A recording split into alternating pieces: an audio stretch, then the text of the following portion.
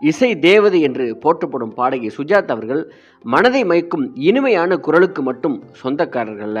இவர் எப்பொழுதுமே ஒரு மகிழ்ச்சி ததும்பும் புன்னகை நிரம்பிய முகத்துக்கு சொந்தக்காரர் தான் இவர். என்றென்றும் இளமைக்கும் சொந்தக்காரர் இவரேதான். பாடகி சுஜாதா என்றாலே முதல்ல நம்ம நினைவுக்கு வருவது அவரது அழகிய இடைவிடாத அந்த சிரிப்பு தான். நமக்கு அவரின் சிரிப்பு சாதாரணமாக தெரிந்தாலும் அந்த இடைவிடாத சிரிப்பு தான் அவரின் மகிழ்ச்சிக்கும் இளமைக்கும் முக்கிய காரணமாக இருப்பதாக எனக்கு அங்கிருந்து தான் உற்சாகம் வருது என்றும் அவர் சொல்லுகிறார். கவலைக்கு இடம் கொடுக்காமல் இருந்தாலே நம்முடைய முகம் பொலிவாக இருக்கும் என்றும் அதற்கு வாய்விட்டு சிரிக்கும் இயல்பான குணம் இன்றும் பேருதவியாக இருப்பதாகவும் சொல்லுகிறார். 1980 இலங்கையில் உள்ள யாழ்ப்பாணத்திற்கு பிரபல பாடகர் திரு KJ யேசுதாஸின் இசை கச்சேரியில் பாட சுஜாதா சென்றிருந்தார்.